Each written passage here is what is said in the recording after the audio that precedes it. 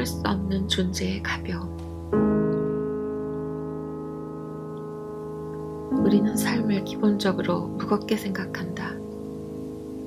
그리스 비극에서 말하는 운명은 대표적인 무거움의 세계이며 거기에서 무거움은 인간다움의 가치로 간주되었다. 인간이 아무리 피하려 해도 인간을 짓누르는 운명. 그리고 그 운명에 결국은 굴복하고 마는 주인공들의 삶은 그러나 그들이 자신의 운명을 꿋꿋하게 견디기 때문에 비극적이면서도 위대한 삶으로 조명되곤 한다. 소설 참을 수 없는 존재의 가벼움의 저자 밀란 쿤데라는 무거움을 견디는 일의 가치를 인정한다. 하지만 그는 이 무거움의 세계에 대비하여 가벼움의 세계를 부각시킨다. 그리하여 무거움과 가벼움은 인간의 현실을 지탱하는 두 축이 된다. 쿤데라는 말한다. 짐이 무거우면 무거울수록, 우리 삶이 지상에 가까우면 가까울수록 우리 삶은 보다 생생하고 진실해진다. 반면에 짐이 완전히 없다면 인간의 존재는 공기보다 가벼워지고 어디론가 날아가 버려 지상의 존재로부터 멀어진 인간은 겨우 반쯤만 현실적이고 그 움직임은 자유롭다 못해 무의미해지고 만다.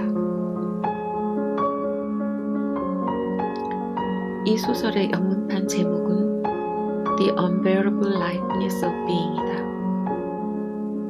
소설 속 인물들이 참고 견뎌야 하는, 하지만 참을 수 없는 것은 자기 밖에 어떤 것이 아니다.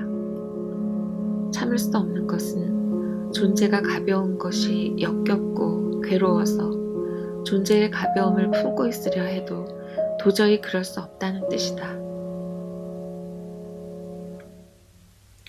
주요 등장인물 4사람 가운데 중심에 서 있는 주인공은 외과의사 토마시다. 그는 품고 있을 수 없는 가벼움을 수많은 여자들과의 에로틱한 우정을 통해 발산한다. 에로틱한 우정은 서로를 구속하지 않는 관계다. 토마시의 그런 생각을 잘 이해하는 유일한 사람이 바로 사비나다. 왜냐하면 그녀 또한 존재에 참을 수 없는 가벼움에 짓눌려 가벼움의 드라마를, 배반의 드라마를 선택하기 때문이다. 그런데 이런 토마시 앞에 테레사가 나타난다. 테레사는 육체의 가벼움을 참을 수 없어 필사적으로 영혼에 매달린다. 보헤미아 시골 카페에서 일하던 그녀는 테이블에 책을 올려둔 유일한 손님인 토마시에게 음료를 가져다 주는 순간 베토벤의 운명이 흘러나왔다는 사실 등 이어지는 몇 차례의 우연의 부름으로 여긴다.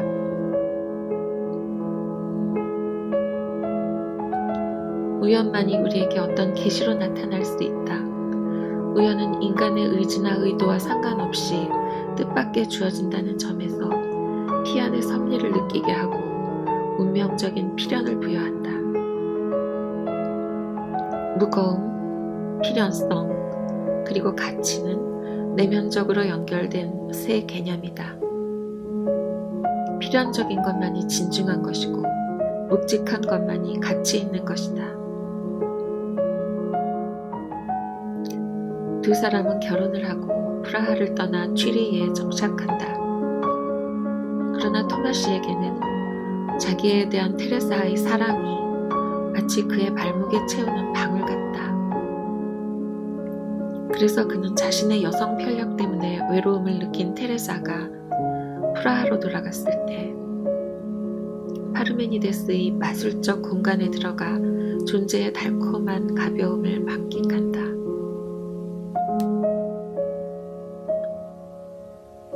그런데 왜 그는 테레사에게 다시 돌아가는 걸까? 그것은 동정 때문이다. 쿤데라는 토마시가 테레사에게 느낀 동정의 감정을 설명하기 위해 동정을 두 가지로 구분한다. 라틴어로 compassion은 타인의 고통을 참아 차가운 심장으로 바라볼 수 없는 연민과 비슷한 뜻을 가진다. 하지만 compassion에 해당하는 영어 sympathy는 감정을 함께 나눈다는 점에서 공감의 의미를 수반한 동정이다. 그러므로 sympathy를 갖는다는 것은 타인의 불행을 함께 겪을 뿐 아니라 환희, 고통, 행복, 고민과 같은 다른 모든 감정도 함께 느낄 수 있다는 것을 뜻한다. 이러한 동정은 고도의 감정적 상상력, 감정적 텔레파시 기술을 지칭한다. 동정심보다 무거운 것은 없다.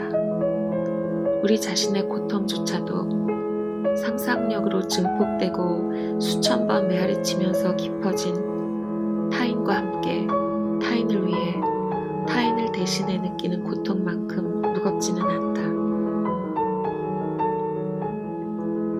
토마시가 느끼는 동정은 후자에 속한다. 테레사가 떠난 직후 느꼈던 달콤한 가벼움은 곧 테레사가 이별의 편지를 쓰며 겪었을 감정을 느끼는 순간 무거운 고통이 되어 그를 짓누른다. 취리에서의 안정된 의사 자리를 포기하고 그녀가 있는 정치적으로 불안하기 짝이 없는 프라하로 되돌아가 유리창 청소부 일을 하는 그의 행동은 젊은 남녀 간의 인연이 단순히 일시적인 쾌락만을 좇는 것도 한낱 덧없이 흘러가는 가벼운 것만도 아니라는 사실을 보여준다. 이제 또 다른 두 명의 등장인물 프란츠와 사비나에 대해 살펴보자. 두 사람의 관계 역시 무거움과 가벼움의 대립이다. 대학 교수인 프란츠에게는 정조가 모든 덕목 중 으뜸이다. 정조는 무거움의 세계에 속한다.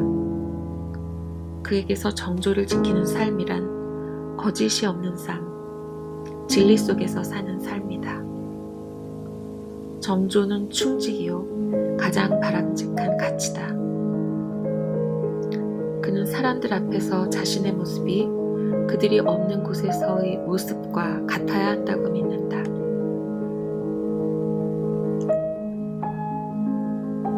반면 사비나에게 정조는 권태를 뜻한다. 화가인 사비나는 주어진 선 밖으로 나갈 때 자유롭고 생기가 돈다. 이미 항상 그렇게 되어온 것에 편승하는 삶에서는 삶의 비밀을 찾을 수 없다. 프란츠는 타인의 시선에 자신을 거짓없이 다 드러내는 것이 진실이라고 생각하나 사비나는 타인의 시선에 자기를 드러내는 것 자체가 이미 거짓이고 거짓말을 할 수밖에 없는 조건이라고 여긴다. 프란츠는 더 이상 거짓 속에서 살지 않기 위해 사비나에게 정조를 지키기 위해 자신의 아내를 떠난다. 사비나는 자신이 거주하는 가벼움의 성에 프란츠의 정직한 무거움이 파고드는 것을 견딜 수 없어 그를 떠난다. 존재는 어떠해야 하는가 하는 물음에 대해 미학이 가장 이상적으로 간주하는 세계는 천한 것 혹은 하찮은 것이 없는 세계다. 우아하고 품이 있고 조화롭고 세련된 것이야말로 미학이 존재 안에서 추구하는 이상이다. 똥은 정확히 그 반대편에 속한다. 미학적 이상이 실현되기 위해서는 똥이 거부되어야 한다. 가려져야 한다. 여기서 똥이 마치 존재하지 않는 것처럼 처신하는 세계가 키치다. 바꿔 말해 키치는 실제로 존재하는 것을 다른 것으로 가리는 것, 위장하는 것이다. 따라서 키치는 무거운 세계를 가볍게, 반대로 가벼운 세계를 무겁게 포장하는 것이다. 사비나가 토마시를 키치와는 정반대의 인물로 일컫는 이유는 토마시가 가벼움을 추구하는 자신의 성향을 위장하지 않고 표현하기 때문이라고 할 수 있다. 권위를 상실한 키치는 모든 인간의 약점처럼 감동적인 것이 된다. 왜냐하면 우리 중 그 누구도 초인이 아니며 키치로부터 완전하게 벗어날 수 없기 때문이다. 가면이 벗겨진 키치는 감동적이다. 근엄한 아버지의 뒷모습에서 아버지의 실상을 보게 되는 경우의 감동과 같다. 진실은 항상 감동이기 때문이다. 하지만 초라하고 약한 뒷모습이 진실이고 또한 그 뒷모습의 확인이 감동을 준다고는 해도 그 진실은 어쩔 수 없이 무거우며 그 무게로부터 벗어나고자 하는 것은 보편적인 욕구다. 이렇게 볼 때 삶에서 키치는 불가피하다. 평생 키치와 싸워왔던 사비나조차도 가슴 깊은 곳에 행복한 가족을 꾸미는 것에 대한 환상을 행복한 삶이란 마땅히 이러이러해야 한다는 동의로서의 키치를 품고 있다.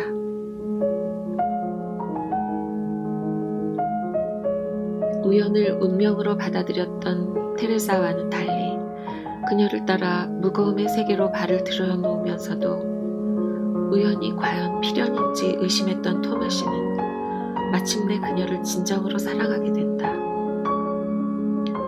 우연의 연속에서 생겨난 그녀와의 관계가 그녀에 대한 진정한 사랑으로 깊어지면서 무거움에 한 발을 걸쳐놓은 관계가 무거움을 넘어서는 관계, 무거움과 가벼움의 화해로 발전한 것이다. 이 소설의 마지막은 토마시와 테레사 두 사람이 마을 사람과 함께 시내 호텔로 춤을 추러 가는 장면이다. 춤을 추면서 테레사는 토마시에게 자신이 그의 삶을 밑바닥까지 끌어내렸다고 자책한다. 하지만 그녀의 자책에 대해 토마시는 말한다. 테레사, 내가 이곳에서 얼마나 행복한지 당신은 모르겠어?